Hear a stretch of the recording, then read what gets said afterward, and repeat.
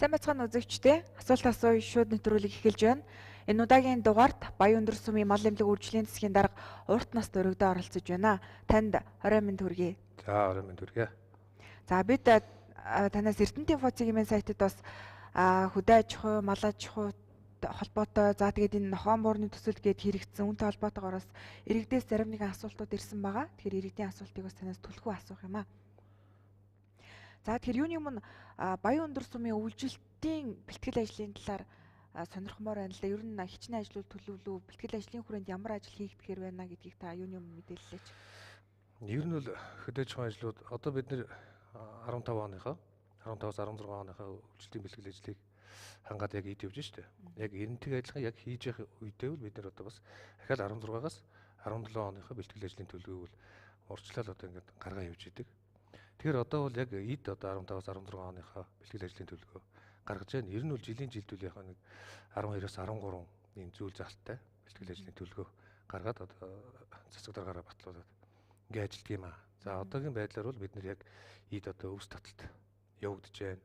За мөн сая дөнгөж саяхан хүнс өдөөчн газар дээр одоо малчтаараа тойрч одоо энэ жилийн одоо үйлчлэлтийн бэлтгэл ажил маань хэр байна вэ гэсэн одоо энэ бас одоо тандах малчтынхаа санал сэтгэлийг сонсох энэ ажлаар явах дөнгөж сая хурлаа хийгээд ингээд тараад орж ирж байна. За ер нь бол манайх энэ жил бол нэг малчт маань нийт нэг 2800 тонн өвс бэлтгэх ёстой. За үүнээс бол одоо манай малчт маань өөрснийхөө хүчээр 1800 тонн өвсөө бэлтгэсэн байж байна. За нөөцийн одоо аюулгүй фондонд бол манай сум энэ жил нэг 110 тонн өвс бэлтгэх ёстой. За үүнийхээ бол нэг 50%-ийг сая татцсан. Одоо саяны одоо энэ жоохон цаснаас болоод затчлаа. Тэгээ маргаашнаас бас мөн одоо өвс таталт маань эхэлнэ. Энэ дээр одоо манай улам ээжүүлэх эрдэнэ үйлдвэрийн одоо автомобилийн байгууллага маань машин дэргээ гаргаж ингэж зохицуулж байгаа.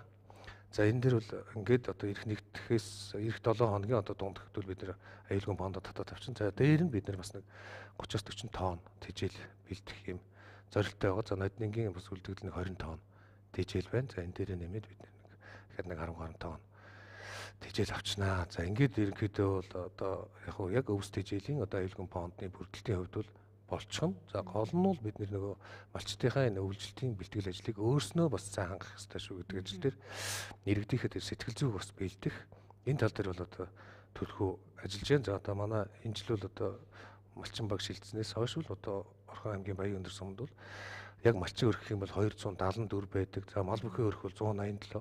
Нийт одоо 461 өргөх төр одоо 42,000 толгой мал өвлж ийм прогноз төлөвлөгөөтэй байгаа. Тэгэхээр малчтаараа бас яваад ирсэн тэгж нөхцөл байдал дээр ер нь ямар байна анхаарах зүйл бас юу вэ? Тэд бас ямар саналыг тавьж явах шиг байна болгоомж байгаа асуудал. Тэгээ ер нь бол одоо бид нар яг маргаашнаас эхлээд ажлын хэсгүүд гарч эхлэхий. Тэгэхдээ бид нар бол одоо жилийн жилд 9, 10, 11 сар явдаг гэсэн бол энэ жилийн нэг онцлог ганцтай байсан учраас бас бүр 8 сард бид чинь бүр зохион байгуулалтанд орж явсан шүү дээ. За ингээд та нар хэдэн тонн хадлан бэлдэх юм бэ? Ер нь урьдчилан прогноз одоо өвс тоос ургаагүй байна гэж байсан ч гэсэн ер нь наадмаас хойш бол бас хадлангийн ургац өвс тэжээл сэргэж ихсэн учраас энэ асуудлуудыг давж гисэн. За дээр нь одоо бас яг манай тариаланчд энэ төр бол бас нэг зарим нэгэн ургаагүй араа бас болцсон гүйцээгүй ногоон тэжээл энэ тэрийг санал болгож байна.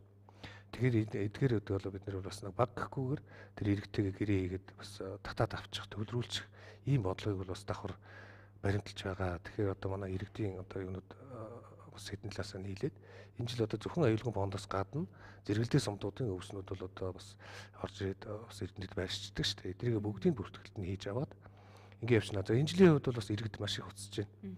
За энэ аюулгүй фондын өвснөөс судалж авъя, тэжээлээс судалж авъя гэдэг одоо үндсэндээ захиалга өгье гэсэн юм усуд их байна гэсэн үг шүү дээ. Тэгэхээр аюулгүй фондон дээр тийм захиалга байхгүй. Тэгэхээр малчид, тариаланчид, дадланчдынхаа хоорондох одоо уялдаагийн сайн холбож өгөөд тэдгээр өвснүүдийн одоо зурчилж өгөх энэ ажлыг бол бид нар аль хэдийн эхэлж гисэн явж байгаа. За ойлголоо. За манай сайтад энэ нохоо муурны төсөлтэй холбоотой асуудлаар хэд хэдэн иргэн бас саналаа бичсэн байна л да. Нохоо муурны үржлийг мэс заслын аргаар хязгаарлах төсөл үндсэндээ хэрэгжээд дууссан уу? За ерөнхийдөө өнгөрсөн 7 хоногт бол одоо төслийн нөхдүүд ирээд ерөнхийдөө хаалтаа хийчихэд явчлаа. Тайлангаа өглөө.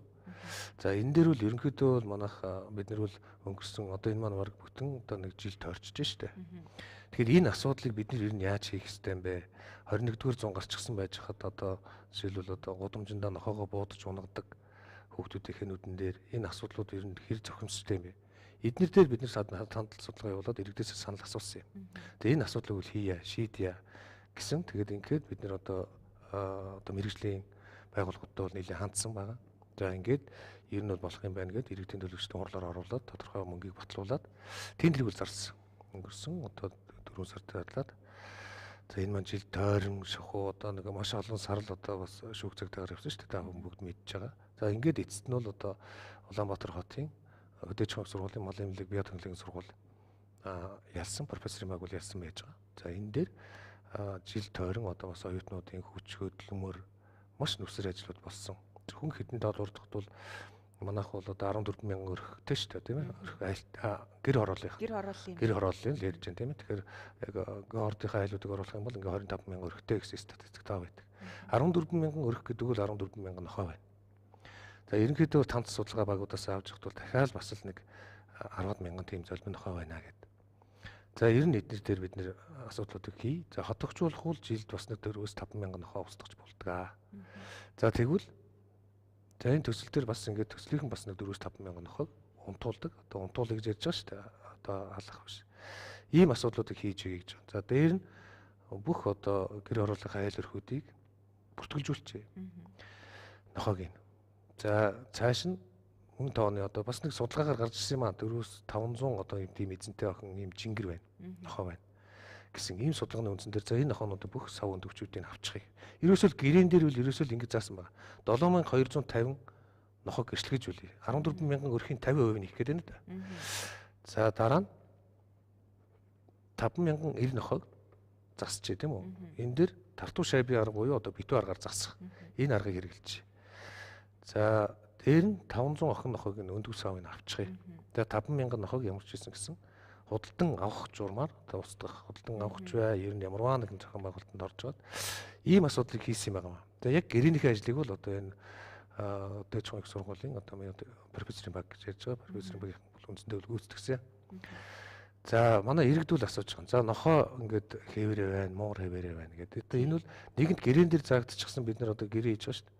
За ингээд ажлуудыг ингээд хийгээд дуусгах. Нэгэнт хийчихсэн учраас та нар дахиад ингээд ингэж нэтрэх гэсэн асуудал бол байхгүй. Гэхдээ цааш нь энэ дэр бол одоо нэг жижиг амтны яг хариуцсан ийм жижиг амтны мал эмнэлэг үүсэт үлдэж байгаа. Тэгэхдээ энэ дэр маш олон ажлууд бол явагдсан. Дээр нь маш олон одоо энэ жижиг амтан одоо жишээлбэл бид нар нохоо муур бол ерөөсөө хайцсан ард түмэн юм байл шүү дээ. Ямар ч мал эмнэлгийн үйлчилгээнд хамрагддаг. Чи бодоо ерөөсөө л Орхон аймгийн хэмжээнд ийм 14 мянга за бараг 20 мянган нохоо байсаар байтал 900хан галзуугийн вакцин ирдэг. 900хан шүү дээ. Тэгэхээр одоо энэ маань зүгээр л нэг асуудлыг зүгээр нэг домнол орхиж гин гэсэн үг. Тэгэхээр маш олон шинжилгээ судалгаанууд явуулсан. Энэ чинь 10 мянган дооз галзуугийн вакцин захиалж авчиж байгаа. Ингээд үндсэндээ бол эмчилэн сэргийлэх ажлууд маань цуг явчихж байгаа. За дээр нь судалгааны ажлууд маш их явж байгаа. Одоо энэ малаас хүн талдруулдаг, зооноос талдруулдаг ч юм уу чинь одоо эдгээр чинь нохоогоор дамжин халдуулж байна. Тэр Т4 нохоо бол галзуугийн вирусыг тээгч. Нохоо татуулсан хүн бол заавал эмнэлэг дээр очиж вакцин тавьдаг шүү дээ. Гэх мэтлэн тэгэхээр маш олон судалгаанууд явагдаж байгаа. Манай Эрдэнэ товтын нохоо буюу одоо баг Монгол орны нохоо паразит нь юм байна. Гадна болон дотор тийм энтерхто гэдэг ингээд доторх нь болохоор одоо тэр дууцсан хорхоо, шимэгч хорхоонууд байж байна. Гадна тал нь одоо тэр хажиг, хуулц одоо хамуу. Асар олон юмнууд хийж байгаа. За манай Эрдэнэ товтын нохооны одоо зүгээр баг багаар нь гарч ирж байна. Эрдэнэ Дэнж багийн нохоонууд гэхэд одоо бэлгийн замын өвчин маш их байна гэх. За шандын нохоонууд болохоор одоо арьс ажлын одоо хамуутай их байна гэх.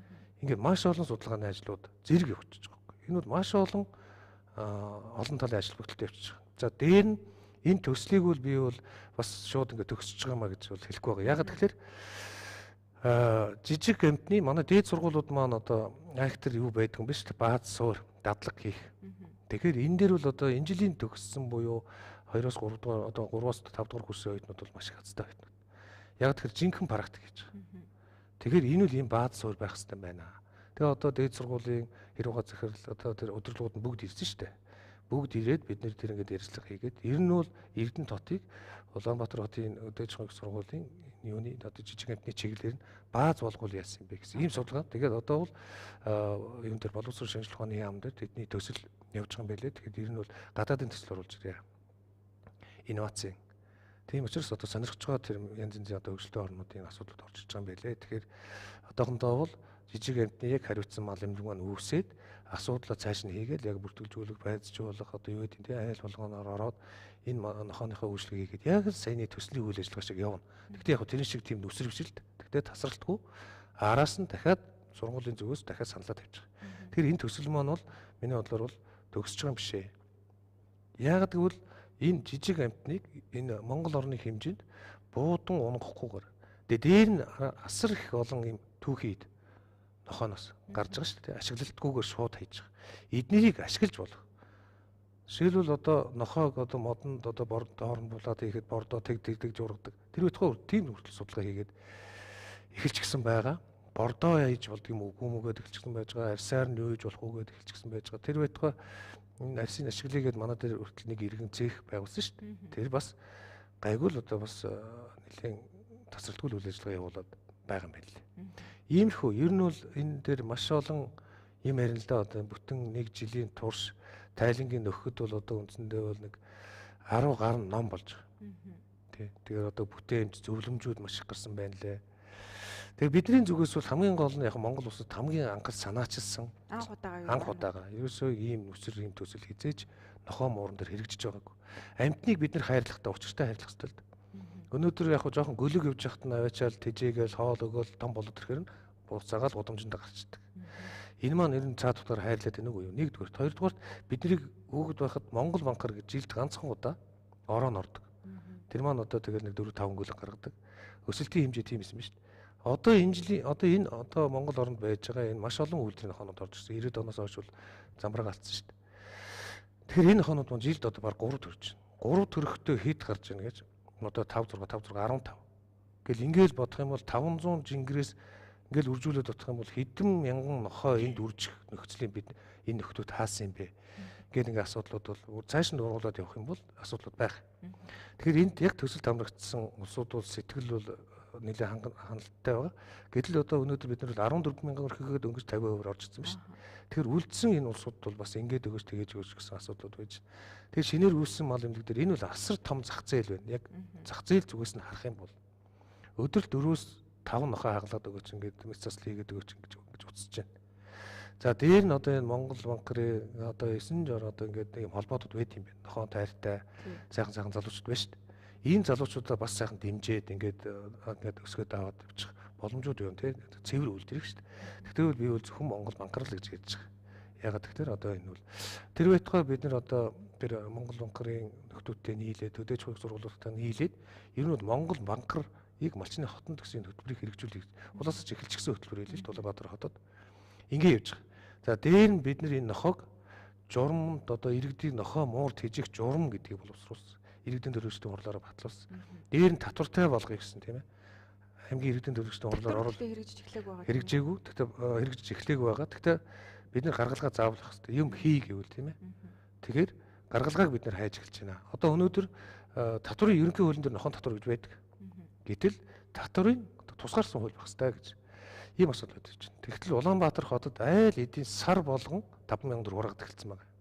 Яг тэр бол Улаанбаатар хотын татвар ингээд тусад нь батлуулж идсэн асуудал юм билээ. Тэгэхээр бид нар Улаанбаатар хотод тэгж батлагдсан байхад манайх бас хот шүү дээ. Тэр энэ асуудлууд бид нар бас дагаал хийх хэрэгтэй. Тэгээд ер нь бол хураамж хэлбэрээр нь болгоё. Тэгээд баян өндөрсөн өөрснөө зохион байгуулъя. Бид нар одоо яагаад тэгэхээр ажлаа санаачилсан улсууд эргээл одоо нөгөө тойрч явж нэг хэргийн эзэн ингэргийн төхөр дээрэл бууж ирж шүү дээ. Тэгэхээр яг нэгэнт эхлээл явчихсан асуудал дээр бид нар одоо бууж өгнө буцаж няцна гэсэн асуудал байхгүй шүү дээ. Тэгэхээр татвартай болно гэдэг үйл иргэдэд хэлэх нь зүйтэй. Энэ муурны талаар бас их асуусан байгаа. Ер нь төвийн хорооллуудаар муур их явж байгаа гэд энэ дээр бас ямар ажил устгах тал дээр муур бас устгалын ажил зохион байгуулагдсан юм зү. Зохион байгуулагдсан. Тэгэхээр энэ дээр бид нар бас маш олон ажлууд. Зөвхөн муураа барих гэдэг ингээд явхлаар сөөхөд рүү орж байгаа. Байрууд байна тийм. Байруудын доотлын орц бодвол хонгол энэ болгон бүгд онгорхой байхад муур бол баригддаг юм байна. Тэгээ тийм учраас муур бол бас нэлийн хэд худалдагч авсан шүү дээ. Гэхдээ тэр муур нохоо зарж байгаа авчирж байгаа улсууд бол нөгөө л одоо бидний яриад байдаг арай л өөр одоо амжиргааны төвшин нэлийн дагуур улсууд л авчирч байгаа шүү дээ. Тэгээ иймэрхүү улсуудтай хүртэл одоо бид яриад багийн төвшөнд яриад ингээд авчираад авч исэн худалдаж авсан тайлан дээр бол бүгд байж лээ. Бүгд байгаа нэртэй улстай эргэжлэрэг дугартаа. Тэгэхээр тэр доор үржээд үлдчихсэн муур маань дахиад өсөд гараад ирж байгаа шүү дээ. Тэгэхээр муур бол байгаа. Миний хувьд бол хараад би өөрөө бас Эрдэнэ хотод иргэн шүү дээ. Дундуур нь явж л байна. Инхээр энэ ахиад үргэлжлүүлэх асуудал дээрээ энийгээ түлхүү тавьж байгаа гэдэг. Хөдөөж хойг сургалтынтай бол одоо бид нар ярьж байгаа. Одоо нэг үгэрдүүл бид нар шүү дээ. Нэг Эрдэнэ хотын одоо хэрэгжүүлж ирсэн энэ төслөөсөө бид нар туршлагатай болчихлоо шүү дээ. Одоо аль ч хотод аймагт очиод ингэсэн дээр юм бэлээ, тэгсэн дээр юм бэлээ, тийм үү? Огт хийхгүй байснаас оролцсон дээр гэдэг одоо бас нэг сонсогдол бичсэн хүн байл л. Энэ бол надад их гой санагдсан байхгүй. Бид нар энийг яриа л байна. Тэгэхээр одоо өнөөдөр бол энд бид нар магадгүй бардам ганцхан бардам асуудал байна. Энийг бол бид нар эхэлж чадсан. Тэ? Засаг дарганы тамгын газрынхан баян өндөр сүмийн засаг дарганы газар зөвхөн уртнаас санаачлаад ингээ явцсан гэвэл ганц хүн биш шүү дээ. Тэгвэл энэ дэр тендер зарлаад асуудлыг бол харин ч хөдөөж хойг сургуулийн малын бие удаа шинжлэх ухааны суур бааз авсанд нь бол би өнөөдөр бас дотор их өйг явдсан шүү дээ. Яагаад гэвэл маш олон юм хийсэн баг. Одоо энийг бол ном тохиомол болгоод хэвлэл мэдээлэлээр энэ төр бол бас нэлээд цацъя гэж бодож байгаа. Ер нь бол танад телевизээр ч хайтах историк зохиомжууд нэлээд явсан шүү дээ. Тэр иргэдийн юм дээр яасан ба бид нар эрүүл мэндийн газар дээр одоо өдөрт 1-2 хүн нохоон тазууллаа гэж эрүүл мэндийн газар дээр очдог байсан байна. Тэгэхээр юу гэсэн үг вэ? Сард хэд болоо явчих. Жил 5-600 гараа ноход уруудаг хазуулдаг гэсэн ба шүү дээ. Очиж байгаа нь тэр. Очоогүй цаана өчнөө одоо тэр нүсийг хайжлаад нэг шарах сөрөн дээр нь тавьж явждаг нэг тийм улсууд бас байдаг шүү дээ. Энэ нь хэд вэ? Тэгэхээр одоо өнөөдөр эрүүл мэндийн газар дээр л эрс зөрсөн л байхгүй ноход хазуулсан. Тэгэхээр магадгүй нохоо цөөрсөндөө биш. Бид нар одоо иргэдийнхээ тэр одоо сэтгэхүйд хөгжлөлт магадгүй жил гарна ингэж одоо телевиз одоо энэ тэмдгүүд цацаж явснараа бас иргэдийнхээ сэтгэхүйд бас нэлээд өөрчлөлт хийж чадсан болоо гэсэн бодол байт. За баярлалаа. Түрүү энэ нохоо муурнаа тижээгчдээс бас татвар хураамж авах талаар яригдсан. Энэ юу н хизээ хэрэгжих төлөвтэй байна. Одоо ингэж авснараа энэ төвлөрсөн мөнгийг юунд зарцуулах вэ? Иргэд бас энэ тал дээр бас эрэг сүрэг байр суурийг илэрхийлж байна уу? Тэр ямар хандлагатай байна? Гэхдээ ер нь айхтар эсэргүүцэд байгаа юм бол байхгүй шүү дээ. Ер нь бол үнгүй юм гэж одоо үнгүй л байдаг тийм ээ. Одоо өнөөдөр жишээлбэл Орхон аймагт нэг нохооноос харамсалтай татварын хуулийн дээр муур гэж байдаг юм байл. Тэгээ нэг нохооноос 50000 төгрөг авъя. Тэгээ сард нь аваач одоо нэг 400 төгрөг шүү дээ. За 400 төгрөгөөрөө одоо өнөөдөр бид нэг нохоонтой хоол авч өгдөг л юм л асуудал шүү дээ. Тэр нохоо бол тэр айлын маш их үнэтэй юмыг мандж ашиж байгаа шүү дээ. Ерөнхийдөө бол тэгэхээр тэр нэг одоо нэг нохоонд 50000 төгрөг өгч болохгүй юм байхгүй. Яагаад тэгэхээр би нэг урд нь ярьдаг гэсэн. Зөвхөн вакцин, туулга гэл ингээл үзэх юм бол юун тэр одоо биохимнатаас ирж байгаа тэр урьдчилан сэргийлэх тарилгууд бол юун 50000 вэ? Яг үнэлэх юм бол асар их өндөр үнэ гардаг байхгүй юу? Улсын төсвөөс тийм үг гарч шин. Тэгэхээр тэрний өчүүхэн жижиг хэсгийг иргэдээс нь өөрснөр нь төлөвлөж яа. Тэгээд ирэх юм бол яг орон нутгийн төсвөл цуглаа шүү дээ. Маань. Тэгээд буцаагаад бид нэр яг ер нь бол жил болгон одоо ийм яа орон нутгийн төсвөлтөр мал эмнэлгийн төлөвлөгөө дарга хэмжээгээл 50-60 саяараа сууж идэв шүү дээ. Тэгэхээр л бид нэр энэ дээрс нь яг нохоо муур гэж заавал тусдан суулгаад яах вэ? Иргэдийн одоо төвлөрийн татварч орж ирсэн тэр хөрөнгийн 50% л бас буцаагаад зарцуулдаг болёо. Гэсэн ийм санаа яваад байгаа. Тэгэхээр энэ маа татвар биш сүйдээ хурамж болж өөрчн л. Тэгэхээр одоо энийг нөгөө татврын ерөнхий хуулиа баталж болсон чинь дагалдах хуулиа одоо удахгүй батлах хууль үүдээ их хурлаа. Тэгэхээр бид нар бол маш олон юмыг бас ойлгож эхэлж шүү дээ. Одоо жишээлбэл би татврын ерөнхий татврын хуулийн тухай ямар ч ойлголтгүй байсан. Өнөөдөр нэлээд тийм хуультай болж эхэллээ. Одоо ойлголттой болж эхэллээхээс агуулаа тийм. За ойлголоо. Манай иргэдийн дэргээ нэвтрүүлэгт бас одоо танаас асууж байгаа асуултаар иргэн маань хандж байсан энэ инфо дээр бас бичсэн байна лээ. Амьд малын цэг их бохор байна. Энэ дээр бас анхаарал хандуулт юм уу гэд цагдаагийн уртлын тийшээ гэж тэр иргэн маань хэлж ирсэн. Тий, одоо энэ бас нэг шүдний өвчин болсон Орхон аймагт. Энэ бол ерөөсөө л газар нутаггүй зовлон. Бид нар өнөөдөр одоо Орхон одоо тэр болгоноос ирдэг замын дагуу энэ ямт малын хөдлөг зохион байгуулъя гэсэн болоогүй. За ер нь тэгээд хаан төвлөрүүлэх ёстой. Амьд малын худалдаа байхгүй байна гэж бол хизээч байхгүй. Энэ бол төвтэйдэргүй иргэдийн өөрийнх нь хэрэгцээ шүү дээ. Амьд малын худалдаа байхгүй байвал одоо тэгээд яг энэ нэг ганц зах дээрээс жижиглэнгийн худалдаа аваад идээд яваад нэг хизээч байхгүй. Тэр энэ асуудлыг бид нэр заавал шийдэх ёстой.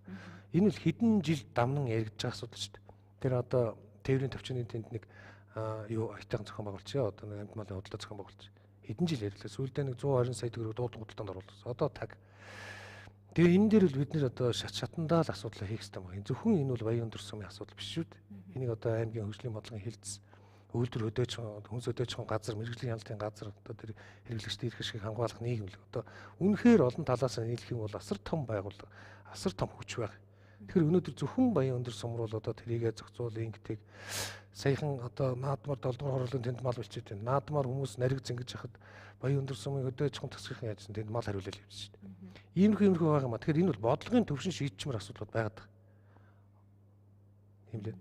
За болголоо. Бас дээр нь хүнсний зах дээр айраг бас нэг портертой ил задгаа зарж байгаа асуудал байгаа. Нөгөө талаар иргэд энэ дээр бас эсрэг байр суурийг илэрхийлдэг юм шиг байгаа. Энэ чиглэлд танахаас ямар хариултыг өгөх вэ? Үнэхээр хэцүү. Одоо Эрдэнэ тот яг аймгийнхаа захиргааны урдалд мундаг том хүнсний цагтай. Тэр маань одоо 20 миний л мэдхийн 20 хэдэн жил одоо иргэдээс түрээс аваад өдөрт нэг шил тойл болсон сайхан юм босчдгүй болов гэж би харамсч байна. Одоо үнэхээр хэцүү. Одоо өөр одоо заруулчгаар газар алга.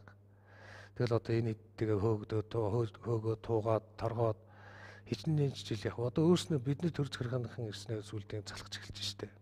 Энийг бас л дахиад нэг бодлогын төвшин суураар нь сайхан янзалж өгөхгүй бол болохгүй. Ахиад нэг жил чи юм одоо ийм хүнсний цах баймар гонод санагдаж байгаа байхгүй. Урдлын талбай байж байна. Баахан портер ингээд хөлийн шороо тоосор боссон айраг цагаа ингээд аваад уугаа явж нэгдвэл энэ дэр хүнсний аюулгүй байдал гэж насар юм байна шүү дээ. Тэгэхээр одоо энэ одоо бид нар бол одоо ер нь шууд одоо нэгэнт энэ хүнсний зах одоо нэрвэлгүй байдал энэ төргээл ярьсантай холбоод ирэх юм бол одоо бид нар хөдөөж болсон тийм мал эмнэлэг одоо тэр үржил селекц нэтэр ер нь мал аж ахуй хөдөө аж ахуй газар тариалан энэ бүгд л одоо Монгол улсын хөдөө аж ахуйн одоо бүтээгдэхүүн одоо энэ стратеги бүтээгдэхүүн шүү дээ. Цаад утгаарууд хүнсний аюулгүй байдал юм аа л гэдэг дээр бүх хүмүүс одоо чармаж ажиллах хэрэгтэй. За бол энд нэг иргэн асуусан байгаа. Хятад улсад үр дөнгөө өгсөн нохоо муурны бэлгэвчийг судалж байгаа юу гэд ийм зүйл юу байна уу? Тийм дэлхийч байхгүй. За болголоо. Дараагийн асуултыг асуу. Ер нь яг зүгээр энэ хөдөө аж ахуйн чиглэлд хийгдсэн хөрөнгө оруулалт ер нь хэр хэмжээнд байна?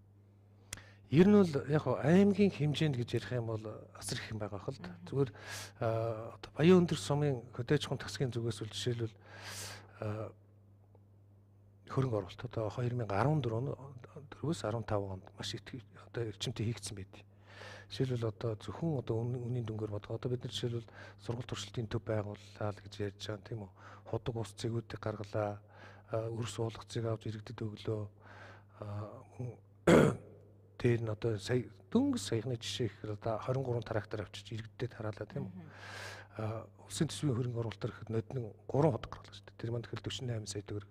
Дөнгөж саяхан одоо бас Улаанбаатар хотод сая 23 трактор авахгүй явж байхдаа ахаал 3 худгийн асуудал яригдчих. Гэх мэтлэнгийн яг бид нэг ингээд тооцоод үзэх юм бол одоо тэр нь одоо саяны нохоо муурны нөхөрчгүй бэлтгэлийн аргаар хязгаарлах төсөл шүү дээ. За энэний маань 153 ороод ингээд үзэх юм бол зөвхөн баян өндөр сумын хөдөө аж ахуй мал дөрвөлжлийн тасаг бол 400 гаруй сая төгрөгийн ийм хөрөнгө оруулалт хөдөө аж ахуйн салбар руу оруулж хийж чадсан байт. Ийм тасаг ер нь баг Монгол улсад байхгүй. Тэгэхээр одоо энэ дээр бол зөвхөн одоо хөдөө аж ахуйн тасаг тэгсэн гэхээсээ гадна одоо манай сумын иргэдийн дөрвөлжлийн хурлын төлөөлөгч нар байна. Манай засаг даргын тамгын газар байж гэн тийм үү. Эднэрийн л одоо энэ сайхан залуучуудын л одоо хүчин зүтгэжтэй санаачлаг байж гэн. Та одоо иймэрхүү боломж өгөх юм бол сэтгээч бид нэр зүтгүүлээд хий. Гэсэн ийм сайхан залуучуудын хүчинд бол одоо маш олон тийм хөрөнгө оруулалтууд бол хийгдсэн. Би энэ дээр бас тийм сэтгэл үеиг явт. За баярлалаа. За иргэн бас асуусан байна. Малчид энэ малын имийг за зах зээлээс дур мэдээд авдаг ийм асуудал байдгаа. Яг энэ зохистой хэрэглэн дээр нь анхаарч байгаа авч хэрэгжүүлж байгаа ажил юу вэ гэж асуусан байна. Тийм энэ бидний одоо бас л нэг анхаарахаас шаарга байхгүй. Ягаад гэвэл одоо эм тариа гэдэг үл өөрөө химийн эсвэл одоо тухайн өвчнээ сулруулсан нян бактери вирус гэдэг шүү дээ. Химийн эсвэл одоо антибиотик гэл одоо мөөгөнцөр явж байгаа жишээтэй. Ерөөсөө л дандаа л хор шүү дээ. Эм гэдэг бол хор гэж бичсэн байдаг тийм. Тэгэхээр энэ асуудлууд байна. Бид нар энэ Монгол улсын эмийн жагсаалтанд заавал орсон байх хэвэл эм тариануудыг заруулах дээр хяналтыг тавьдаг, чадан ядан хяналт тавьдаг. Одоо жишээлбэл одоо манай аймгийн хэмжээнд бол 8 мал эмнэлэг ажиллаж шүү дээ. Тэгээ энэ хүрээнд бол одоо мэрэгжлийн хяналтын газрын улсын байцаагч нэг алтан гэрлэг тийм ээ. Сумын нэг. Ингээд 2 хүн л одоо хурж одоо чадан ядан хурж ажиллаж шүү дээ. За дээр нь яг одоо энэ дэр бол одоо мэрэгжлийн байгууллага уул нь бол хүн сэдвэж газрын мал эмнэлгийн хилтэс гэдэг 4 5 хүнтэй энэ хилтэс уул нь хурж ажиллаад байвал уул нэг зүгээр юм байна. Тэгвэл бид нар бол одоо тийм юм байхгүй. Энэ төлөвлөгөө дарга хэмжээний дагуу бол одоо нэгдсэн одоо мал эмнэлэг дээр шалгалт хийдэг л дээ. Монгол улсын эмийн жагсаалтанд орсон ийм зөвхөн л эмийн тариаг ийм тариг бол худалдан оруулах хэрэгтэй.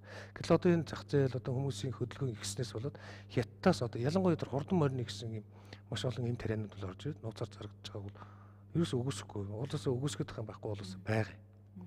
Тэгэхээр энэ бол дандаа эрсдлийг үүсгэж байгаа шүү дээ. Одоо тэр сайхан хурдан морийг чинь одоо мараг үндсэндээ тэр үнэхээр хурдлуулад байна уу эсвэл халаад байна уу гэдгийг бол тухайн уяач ч мэдэхгүй байна, малчин маань ч мэдэхгүй шүү дээ. Тэгээ янз бүрийн тариа одоо ийм тарина гэдэг бол одоо ахаал наад чинь буцаал бидний хүнснээ илгүй байдалтай буцаал холбогдоод эхэлж байгаа. Одоо өнөөдөр вакцины тарилаа. Явмак гэдэг тариг тарьжлаа. За тэрийг маргааш нь шууд нөгөө ченжин авчраа махлал хүнснээ сахтар зарч шүү дээ. Бид нэр худалдаж аваад идчихэж байна. Энэ магадгүй цаашдаа одоо энэ хорт авдар залуужаад байна гэдэг ч юм уу тийм ээ. Янз янзын асуудлууд бол одоо гарч ирээд байгаа. Тэгээ ямар сандаа бид нар Эрдэнэ хотыг тойрсон энэ малчтаасаа бүр бас ахаал одоо хөрөнгө оруулалтын бим ягч шүү дээ. Орон нутгийн хөгжүүлэх сангаас санхуутаагаар эко сүрээлбэр ямлуур гэдэг одоо эдгээрийг бол одоо 25 сая төгрөг батлуулж байна. Толгой дараалал цусын авч шинжилүүлж ингэж асуудал хийсэн шүү дээ. Энэний хүчинд одоо өнөөдөр бол жишээлбэл одоо Баян цагааны тэнд байж байгаа 2 3 баримтэрч бас нэг 5 6 гэдэг одоо тэр багтахгүй шүү дээ.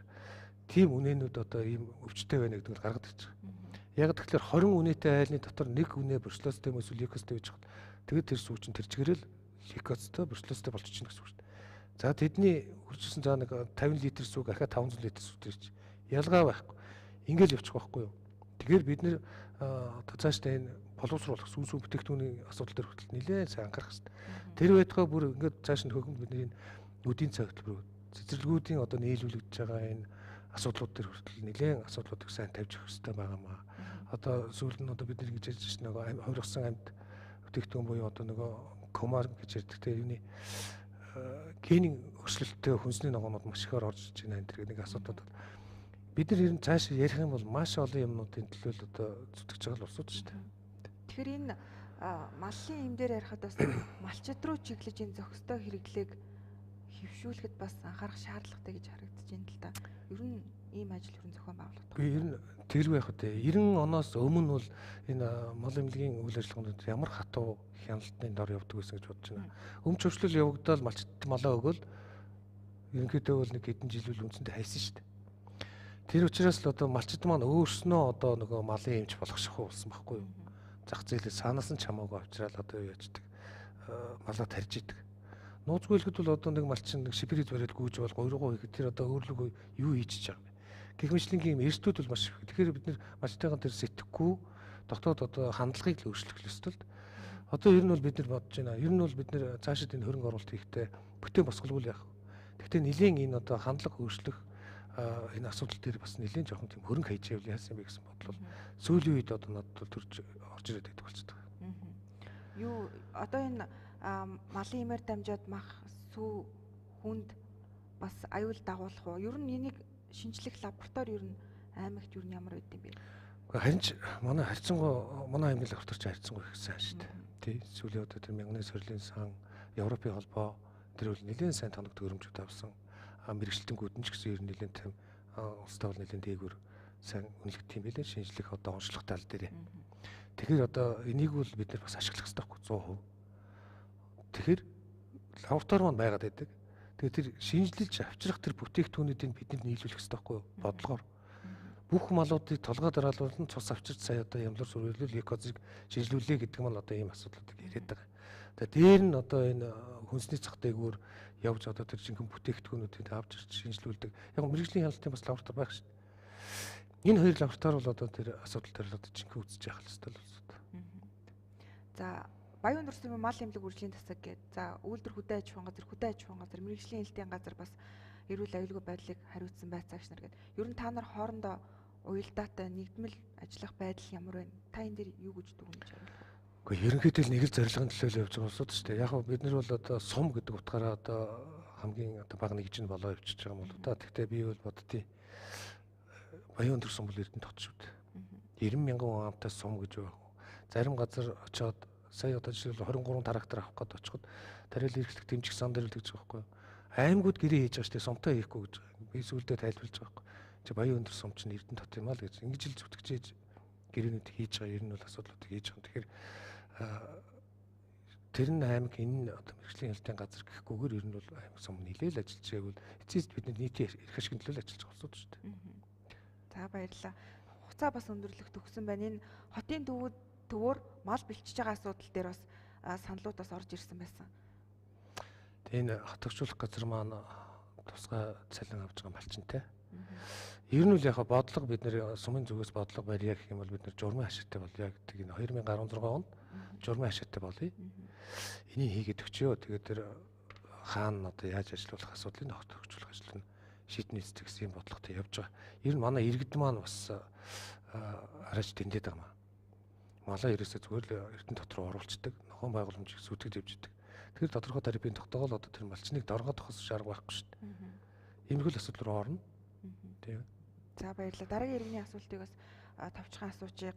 Энэ томоохон захуудаар худалдаалагдж байгаа махан дээр хяналт тавьдаг юм уу? Гарал үүсэл нь хаанаас юу н орж ирээд байна? Бас юу н их бохир заван харагдах юм а гэдэг ийм санал байна.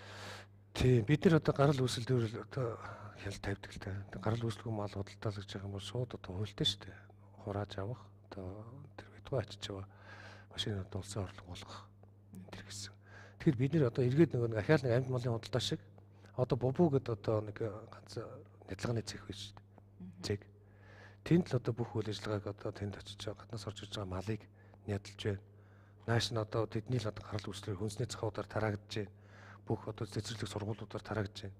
Энэ бол тэр үл жинхэнэ одоо халуун цэг байхгүй уул нь бол тэнд л одоо жинхэнэ хяналт татвар өгч явах хэрэгтэй. Тэнд ажиллаж байгаа манай мэрэгчлэлтэнгүүд маань хэр юм байгаа. Бид нар ямар ч мэрэгчлэлтэнгүүдтэй шаардлага нэлээд өндөр тавьдаг. Ер нь бол одоо тэр бобуу гэсэн цэгүүл шаардлага үнэхээр стандарт шаардлага хангахгүй шүү дээ. Бид нар хотоос нэг жоохон зайдуухан ч юм уу эсвэл нэг жоохон сэлүүхэн газар нэг тийм зэгтэй болох хэрэгтэй маа. Муугар ярих юм бол бобууд ямар нэгэн халдвар төвчин гарах юм бол бид нар хотынхаа талыг хаана шүү дээ. Гарахгүй гэсэн тийм бодлого байхгүй. Тийм учраас одоо энэ дэр бол бид нэр бас л яаралтай л арга хэмжээ авахгүй болохгүй л байгаа байхгүй. Бас л хяалны бодлогын төвшөнд ярина л гэсэн асуудал. За ойлголоо. Нэвтрүүлгийн маань бас богино хугацаатай байсан. Нэвтрүүлгийн төгсгөлд бас таны иргэдтэй хандаж бас хэлэх анхааруулах асуугаагүй үлдсэн зүйлээ бол бас товчхон хэлж болох юм. Тий, ер нь яг бид нар бол одоо бас нийтийн эрх ашиглалаа тэгээд ажиллаж байгаа бас дангар хөргөсөн төрлийн албаа гэсэн шүү дээ. Тийм учраас одоо бас иргэд маань бид нартай бол хамтарч ажилладаг, их ойрхон ажилладаг иргэд ер нь маш их штэ. Бас талархал дэвшүүлж хийдэг.